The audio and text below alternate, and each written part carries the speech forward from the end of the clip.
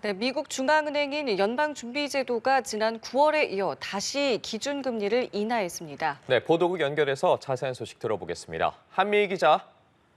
네, 연준은 현지 시간 7일 기준금리를 0.25%포인트 인하하기로 했다고 밝혔습니다.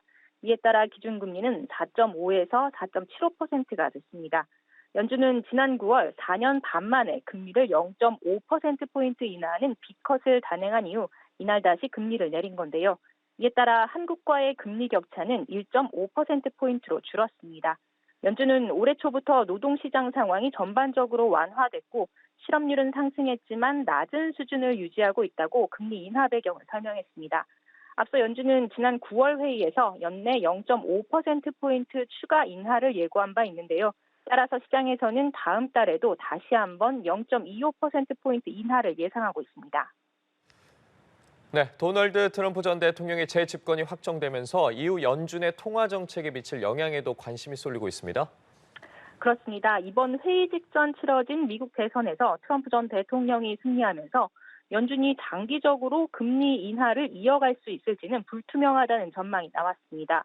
월스트리트 저널은 트럼프의 각종 경제 공약이 미국 내 인플레이션을 더욱 부채질할 수 있다는 경고가 많은 상황에서 연준이 기존 예상대로 향후 1, 2년간 금리를 꾸준히 낮출 수 있을지 미지수라고 전했는데요.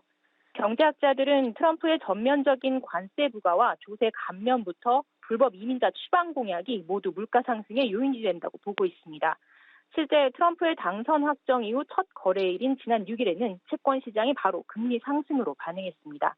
이와 관련해 제롬 파월 연준 의장은 단기적으로는 선거가 정책 결정에 영향을 미치지 않을 것이라면서도 원칙적으로는 행정부와 의회의 정책들이 시간이 지남에 따라 경제에 영향을 미칠 수 있다고 덧붙였습니다.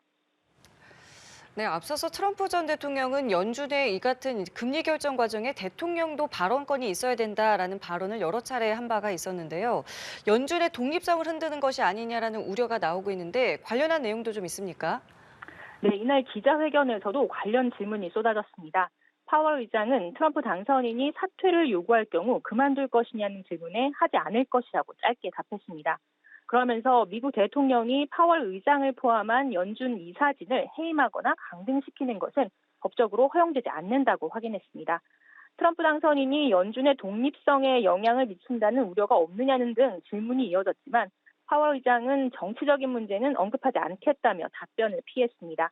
다만 트럼프 당선인이 2026년 6월까지인 파월 의장의 임기는 채울 수 있도록 할 것으로 보인다고 CNN 방송은 전했습니다. 지금까지 보도국에서 전해드렸습니다.